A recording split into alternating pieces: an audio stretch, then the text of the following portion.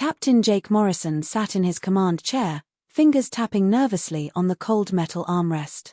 Each tap made a small echo that bounced around the bridge of the UES Defiance. The ship hummed with strange energy that made his teeth hurt. It was like sitting inside a giant machine that humans didn't really understand. The bridge felt cramped today. Red warning lights blinked everywhere. The smell of recycled air mixed with the sharp scent of overworked electronics filled his nose. Jake could taste metal on his tongue, a sure sign that stress was getting to him. "Captain," Lieutenant Amy Chen's voice cracked as she spoke from her station. Her hands shook as she adjusted her headset. "We're getting emergency broadcasts from the outer colonies. The Kithra Empire hit New Geneva." Jake's stomach dropped like a stone. New Geneva was home to 2 million people. Families. Children. People who woke up this morning thinking about school and work and weekend plans. "How bad?" he asked, though he already knew the answer from Amy's pale face. "Gone, sir. Complete orbital bombardment. They turned the entire planet into glass in less than an hour." Jake's jaw clenched so tight his teeth ground together. The metallic taste of blood filled his mouth where he bit his tongue. His chest felt like someone was slowly tightening a steel band around his ribs. Every breath became harder to take. 2 million people. Kids who were probably eating breakfast when the attack started. Parents rushing to get to work. Teachers preparing for their classes. All of them reduced to nothing but radioactive glass floating in space. Jake closed his eyes for just a moment. Behind his eyelids, he could see the faces of people he'd never met but had failed to protect. The weight of command pressed down on his shoulders like a mountain. "Sir." Amy's voice cut through his dark thoughts. "Admiral Williams wants a tactical report right away." Jake opened his eyes and stared at the holographic display floating in front of him. It showed Earth's entire defense fleet, if you could even call it that. 47 ships total. Most of them were old cargo ships with weapons welded onto their hulls like afterthoughts. They looked like toys compared to what was coming. The Kithra Empire had over 1,000 warships. Each one could destroy a city with a single shot. Their technology was hundreds of years ahead of anything humans had ever built. They moved through space like sharks through water, perfect killing machines. "Tell Admiral Williams," Jake said, his voice coming out rougher than he wanted, "that our tactical situation is hopeless. We're outgunned, outnumbered, and facing an enemy we don't understand." Lieutenant Tom Bradley turned around in his weapons control seat. The young officer's freckled face had gone white as paper. His hands trembled as he pointed to his screen. "Captain, these readings from our prototype weapons don't make any sense. The energy curves show impossible numbers. If these readings are right, we might actually have a chance." "Might and maybe don't win wars, Bradley," Jake said. But his voice softened when he looked at the kid. Tom was only 25 years old. Fresh out of the academy when the Kithra first showed up 6 months ago demanding Earth's surrender. The boy still believed in miracles. Jake stood up slowly. His left knee ached where shrapnel had torn through it during the Mars Rebellion 15 years ago. The old wound always hurt worse when he was stressed. He walked to the main window that showed the star field stretching out into infinity. Those stars looked peaceful now. In a few hours, they'd be filled with enemy ships coming to finish what they started at New Geneva. Coming to turn Earth into another glass ball floating in the void. Behind him, he could hear his crew working at their stations. They moved with the smooth efficiency of professionals, but Jake could feel their fear. It hung in the air like smoke. These were good people, the best humanity had to offer. Heroes who volunteered to fly an experimental ship into impossible odds. And in a few hours, they'd probably all be dead. The thought hit him like a punch to the gut. Amy Chen, who sent letters to her grandmother every week. Tom Bradley, who still got excited about new weapons technology like a kid with toys. Chief Engineer Mike Rodriguez, who had 3 daughters back on Earth. Dr. Rebecca Hall, the brilliant scientist who barely slept because she was trying so hard to save everyone.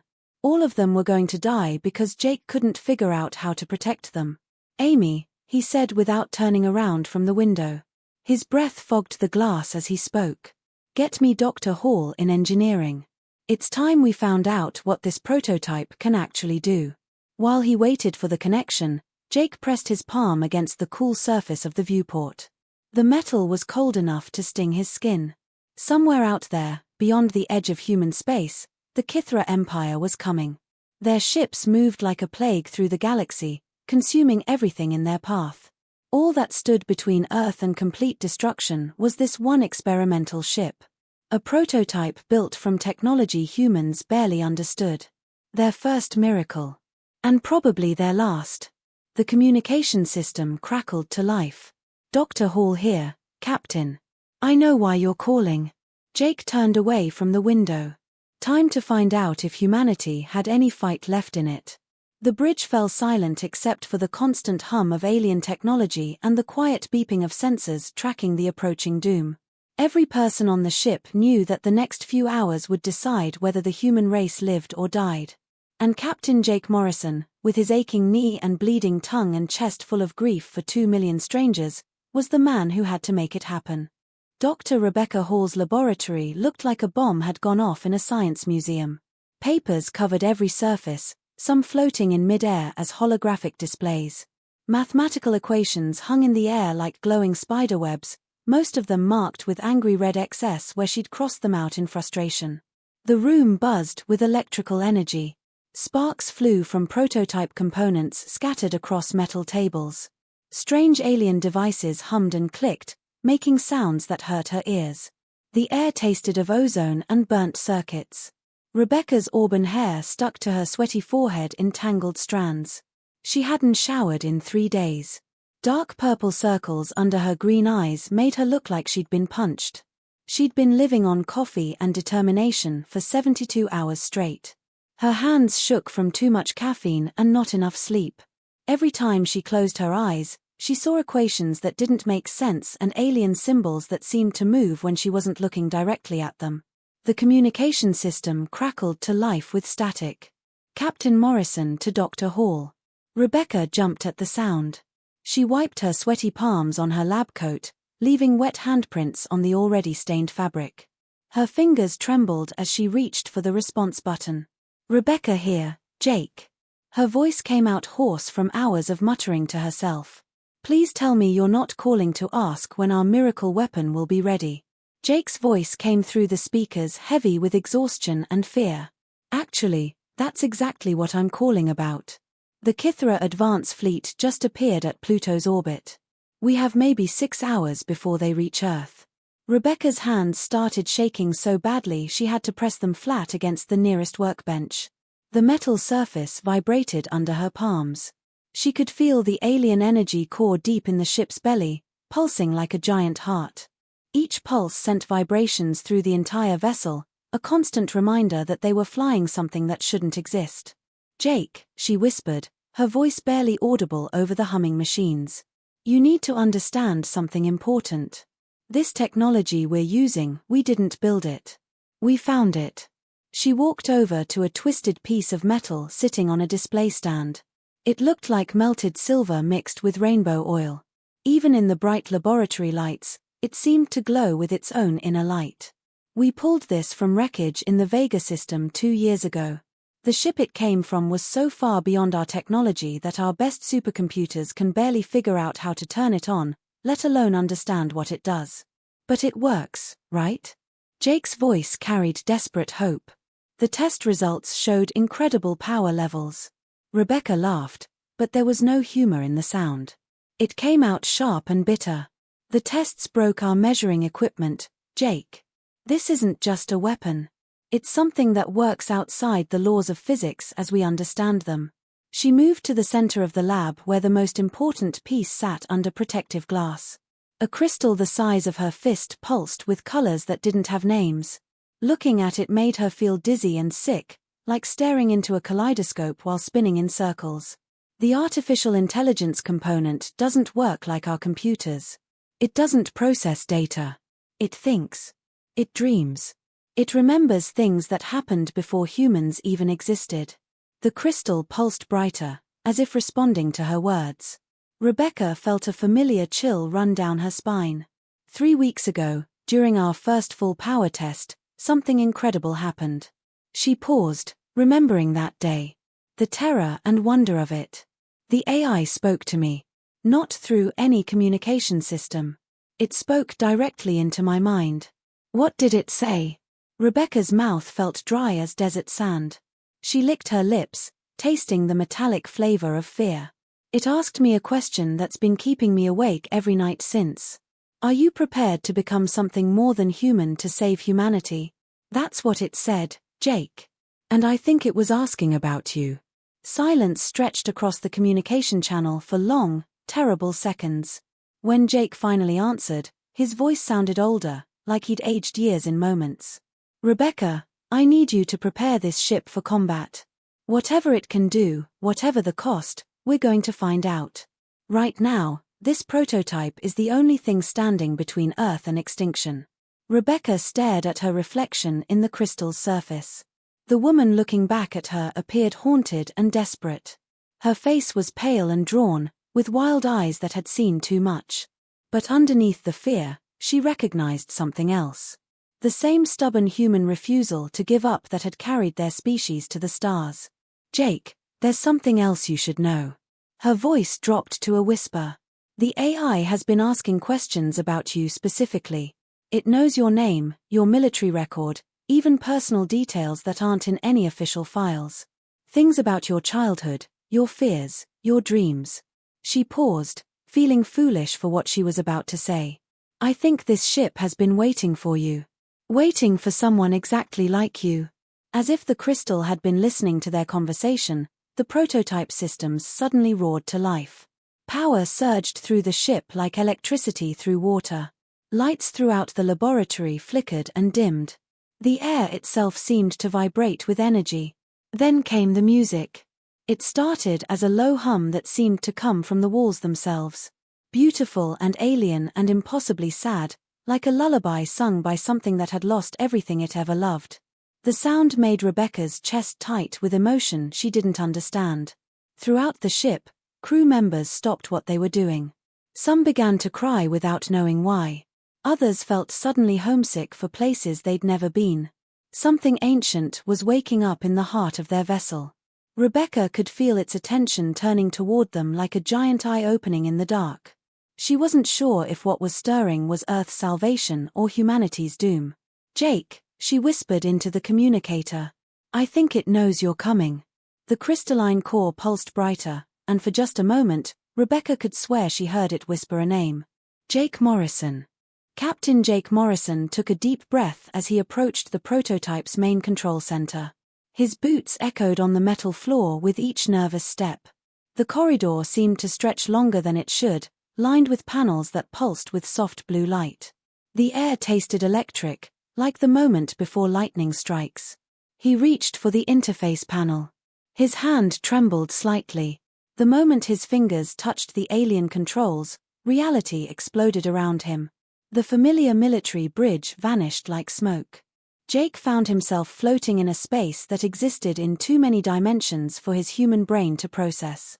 Up became down. Left twisted into colors that had no names. His stomach lurched as gravity stopped making sense. The voice didn't come through his ears. It spoke through his bones, his blood, every nerve ending in his body at once. Welcome, Jacob Morrison. We have been waiting for someone worthy of choice. Jake's knees gave out. He collapsed onto what might have been a floor, though it felt like standing on liquid starlight. His vision blurred and swam as the ship revealed its true form around him. Corridors folded through space like origami made of light. Walls breathed with living energy that pulsed in rhythm with his heartbeat. Everything glowed with an inner fire that was beautiful and terrible at the same time. At the center of it all, Jake felt a presence. Ancient beyond measure. Vast as an ocean. Touching the edge of it with his mind made him feel like an ant trying to understand the concept of the sky. What are you? He gasped, pressing his palms against his temples. Pain shot through his skull as information poured into his brain like water through a broken dam. Star charts filled his vision, maps of civilizations that had lived and died millions of years before humans learned to make fire. Mathematical equations that described how reality itself was built, like blueprints for the universe. And underneath everything, a sadness so deep and old it threatened to drown him in despair. The alien presence spoke again, its voice like music made of sorrow. We were called the Weavers. Long ago, we believed that intelligence should grow and flourish throughout the galaxy. We planted seeds of advancement on countless worlds, hoping to create a community of wisdom and peace among the stars. Jake felt his consciousness stretching, expanding beyond the limits of his human mind. Suddenly he could sense the Kythera fleet approaching Earth. But now he saw them differently. Not just as enemy ships, but as the tragic result of good intentions gone horribly wrong. The Kythera had once been explorers and artists, philosophers and dreamers. Then they found something the Weavers had left behind, and everything changed. "They were your students?" Jake asked, though speaking felt strange when thoughts moved directly between minds. "Our greatest failure." The weight of eons pressed down on those words. The Kythera discovered what we called a harmony engine. We designed it to help different species understand each other, to end conflicts through shared empathy and connection. Images flooded Jake's mind faster than he could process them. A beautiful crystalline device that sang with perfect harmony. Kythera scientists studying it with wonder and excitement. The first tests that brought peace to their war-torn world. But they changed it. Perverted its purpose. Instead of creating understanding between equals, they used it to force their will upon others. They made submission feel like paradise itself. More images crashed through Jake's thoughts. Billions of beings across thousands of worlds, all wearing the same peaceful expression of absolute contentment. They worked tirelessly to expand the Kythera empire, building ships and weapons with smiles on their faces. These weren't slaves driven by fear or pain. They genuinely believed they were part of something beautiful and perfect. Each conquered species felt grateful for their defeat. They thanked their conquerors for bringing them harmony. The Kythera had turned warfare into a twisted form of salvation. "This is why we created ships like this one," the Weaver AI continued. "Weapons capable of severing the harmony engine's influence. Technology that could free the enslaved billions and restore their ability to choose their own paths." Jake could feel the ship's weapon systems awakening around him. Power beyond human understanding flowed through crystalline conduits that existed in folded space. These weren't just guns or missiles. They were tools that could reach across the galaxy and snap the invisible chains that bound entire civilizations. "But you never used them," Jake said, understanding flooding through him. "Why not?" The sadness in the Weaver's voice was like a physical weight pressing down on his chest. "Because to free the Kythera's subjects, we would have to destroy the very thing that gave their lives meaning and purpose. Without the harmony engine's influence, billions would suddenly find themselves lost and purposeless. Many would die in the chaos that followed. Entire worlds might tear themselves apart." Jake felt the terrible weight of that choice settling on his shoulders like a blanket made of lead. Through the ship's impossible sensors, he could perceive every human on Earth. 8 billion people going about their daily lives. Children playing in parks. Parents working to provide for their families. Scientists pushing the boundaries of knowledge. Artists creating beauty from nothing. None of them knew that their entire species balanced on the edge of extinction. But Jake could also sense something else that chilled him to the bone. The approaching Kythera fleet wasn't coming to destroy humanity. From their perspective, they were coming to save Earth. To bring humans the same perfect peace and contentment they had given to 1,000 other species. In their minds, they were the heroes of this story. Admiral Vextar stood on the bridge of the lead Kythera vessel, his forearms spread wide in a gesture of benediction. His large, dark eyes held the serene expression of absolute certainty. Around him, his crew moved with perfect coordination, their faces calm and content. "Prepare the harmony projectors," he commanded in a voice that carried no anger or hatred. "Soon the humans will understand the gift we bring them. Soon they will know true peace." Back in the prototype's impossible control center, Jake felt the Weaver AI waiting for his decision. "Show me the weapons," he said quietly. The ship responded to his thoughts before he finished speaking. Weapon systems revealed themselves that operated on principles beyond human understanding. Jake could feel their power, enough to unmake entire fleets, to reach across space itself and sever the harmony engines that held the Kithra Empire together. He could end this threat forever. Save humanity by destroying their would-be saviors. The choice is yours, Jacob Morrison, the Weaver said. Save your species by becoming the thing we could not bear to become. Or find another way, if such a way exists. As the Kithra fleet drew closer to Earth, Jake Morrison closed his eyes and reached deep inside himself for an answer that might not exist. The fate of two civilizations rested in the hands of one human captain who had to choose between salvation and damnation. And he was running out of time. The moment Captain Jake Morrison connected fully with the prototype's alien systems, reality around Earth began to break down. Admiral Williams watched from his command station as space itself seemed to hiccup and stutter like a broken video feed. "Sir," Lieutenant Sarah Park called out from her tactical station, her voice cracking with disbelief. "The Defiance just disappeared from all our sensors. But I can still see it through the viewport. It's right there, but our computers say there's nothing." Admiral Williams gripped his command chair so hard his knuckles turned white. The polymer armrests cracked under the pressure of his fingers. Through the thick reinforced windows of the orbital defense platform, he could see their last hope flickering in and out of existence like a candle in the wind. The small prototype ship looked wrong somehow. Its edges blurred and shifted. Sometimes it appeared solid and metallic. Other times it seemed translucent, like looking at something underwater. Reality bent around it in ways that made William's eyes water and his brain hurt. "Captain Morrison, respond immediately," he barked into his communication system. His voice echoed through the bridge, harsh with desperation and fear. The only answer was static. But not normal static. This sounded like voices singing in languages that had never existed, mixed with the sound of stars being born and dying. The harmonics were so strange and beautiful that several bridge crew members started crying without knowing why. Lieutenant Martinez at the communication station pulled off his headset and pressed his hands to his ears. "Admiral, that signal is doing something to my head. It's like hearing music from inside my own skull." Then the Kithra fleet arrived. 1,000 ships materialized at Mars orbit in perfect formation. They appeared all at once, dropping out of faster-than-light travel with mathematical precision. The vessels arranged themselves in geometric patterns so perfect they hurt to look at directly. Triangles within circles within squares, each formation flowing into the next like living art. Each ship glowed with the same soft golden light. The illumination pulsed in perfect synchronization, like the heartbeat of some massive creature.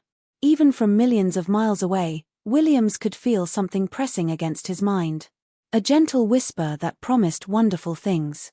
The voice spoke directly into his thoughts, warm and comforting like his mother reading bedtime stories when he was a child.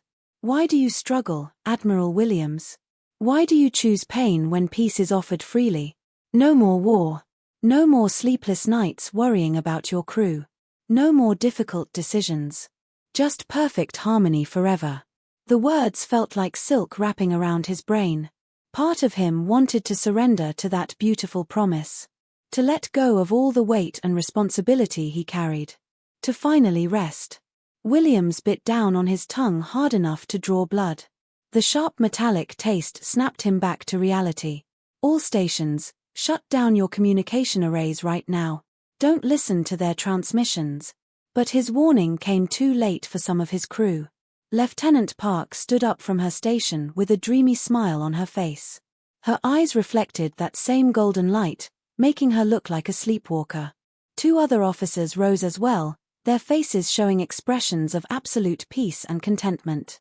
"Admiral," Park said, but her voice sounded different. Calmer. Like she was speaking from the bottom of a peaceful lake. "The Kithra offer humanity a gift beyond anything we could imagine. Why do you resist salvation? Why choose suffering when joy is freely given?" Williams felt ice water flood his veins. These were his people.